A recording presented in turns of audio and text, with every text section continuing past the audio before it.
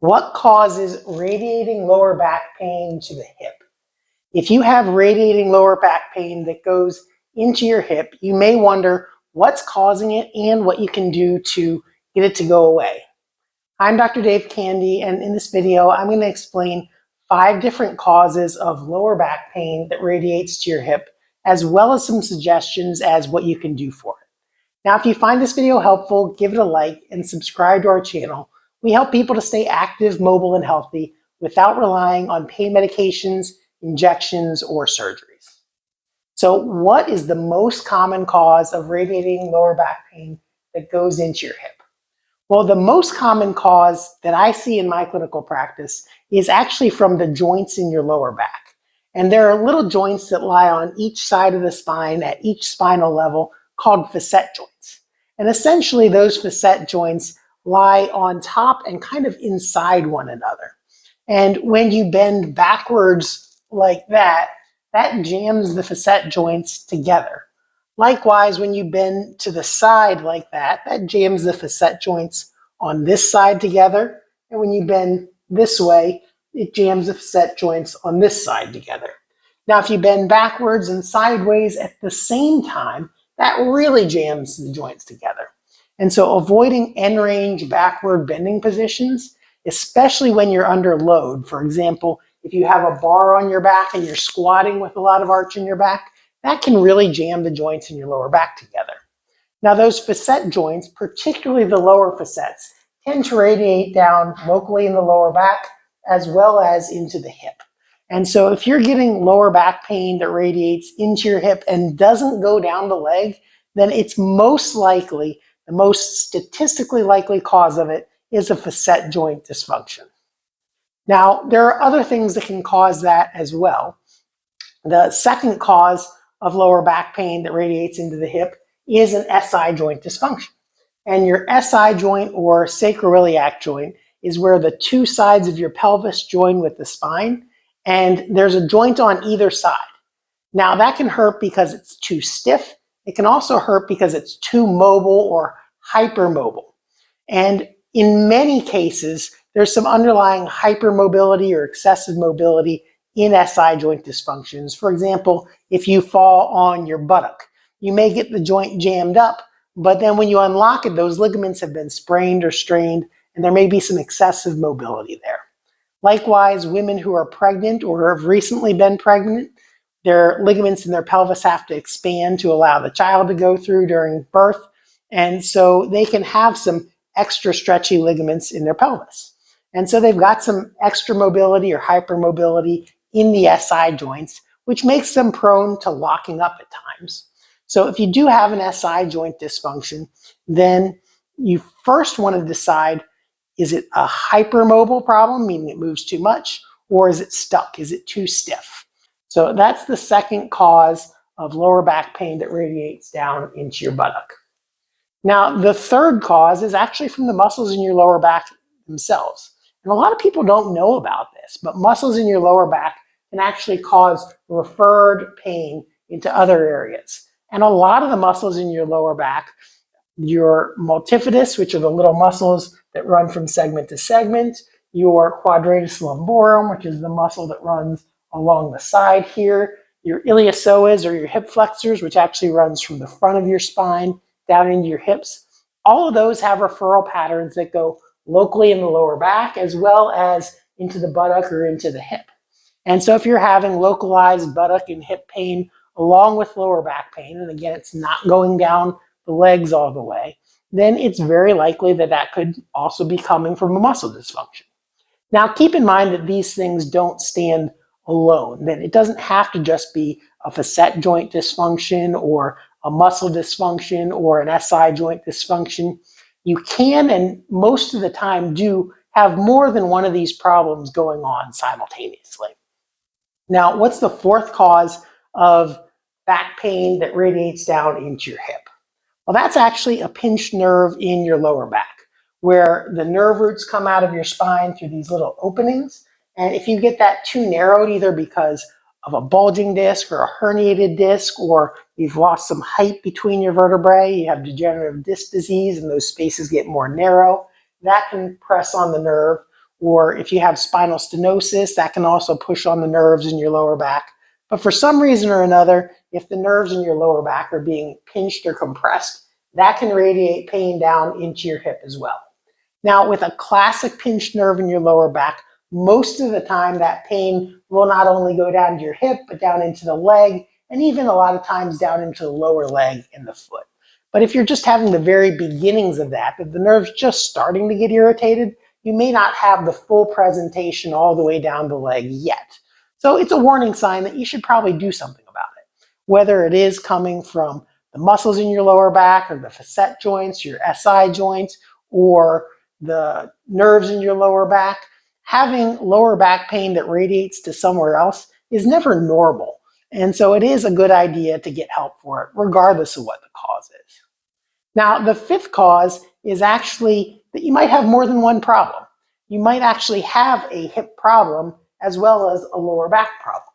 Now, it's very rare to have someone with lower back pain who doesn't have a little bit of dysfunction in their hip, or someone with hip pain who doesn't have a little bit of dysfunction in your lower back.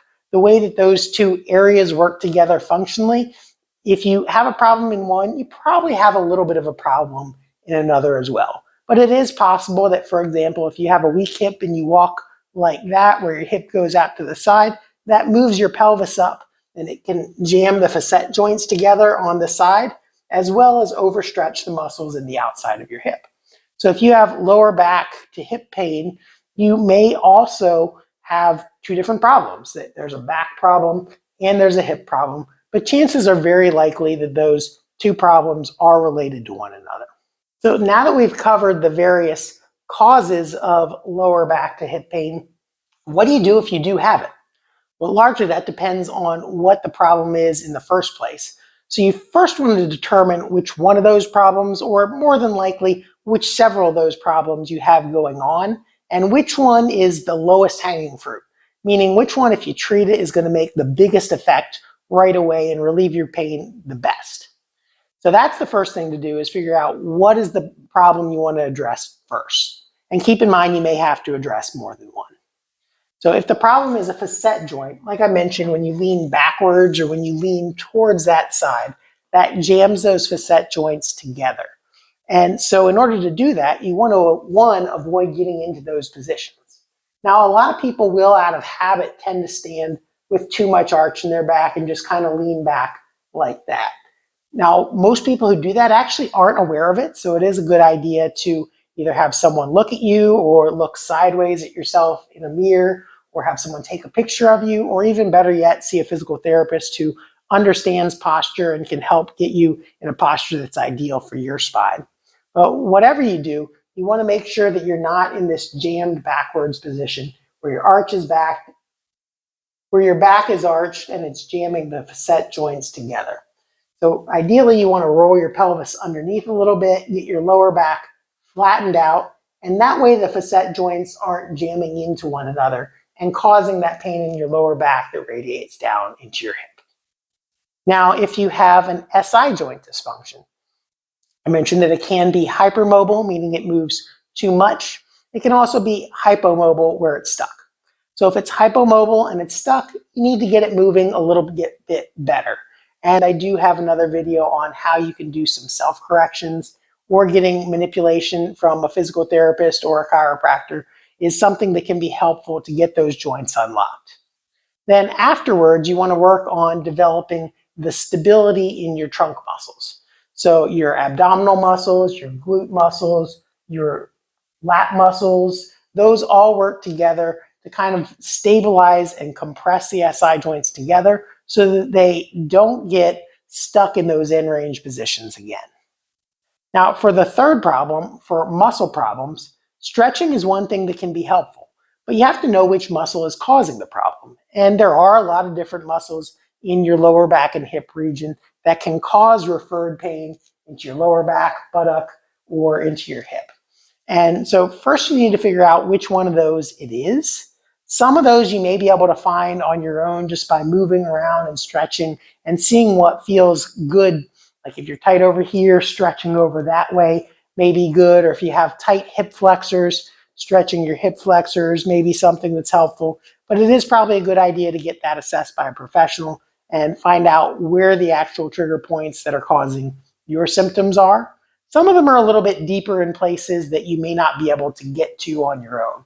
For example, the little multifidus muscles on the sides of your spine, those are a little deep and hard to reach on your own. Or there are some muscles deep down inside your abdomen that is kind of hard to get to on your own if you're trying to apply pressure. So seeing a massage therapist or a manual physical therapist or having dry needling to those trigger points is one really good way to get those muscles to relax. Now, it is ultimately important to find out what caused those trigger points to come on in the first place, because after you get them released, if you don't fix the root cause of it, then it is going to keep coming back. But some stretching exercises to stretch out the muscles, as well as some hands-on manual techniques, can be some good ways to get some immediate relief if you do have lower back and hip pain that's coming from the muscles in your back. Now, if you have a pinched nerve in your lower back, I mentioned that can come from a lot of different sources as well. For example, if you have a herniated disc, that may be putting pressure on the nerves, or if you have degenerative discs, that may also be putting pressure on the nerves. Now, some types of pinched nerves respond better to forward bending type of exercises. For example, degenerative disc disease or spinal stenosis typically feel better when you're bent forward, whereas if you have sort of a classic herniated disc, those usually will feel better if you're going into a backward bending. Now, that's not a hard, fast rule. You do have to figure out what works best for your particular symptoms, but as a general rule of thumb, if you have a narrowing of the spaces between your vertebrae, it typically feels better to bend forward and open those spaces up. If you've got a herniated disc, more often than not, those will feel better doing backward bending exercises. But again, see someone in person to get your symptoms assessed.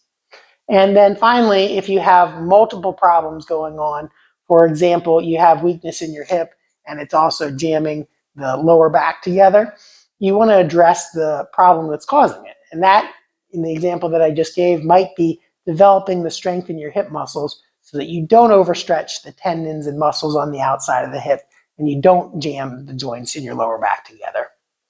So those are the 5 causes of lower back pain that radiates down into your hip, as well as a few suggestions that you can use to start to take care of it on your own. Now, if you're watching this from St. Louis and you do need some more help for your lower back and hip pain, we'd be happy to help you out here at More for Life. And if you're watching this from somewhere else, but you found this video helpful, give it a like and subscribe to our channel so you can get notified of our future videos. Thanks for watching and have a great day.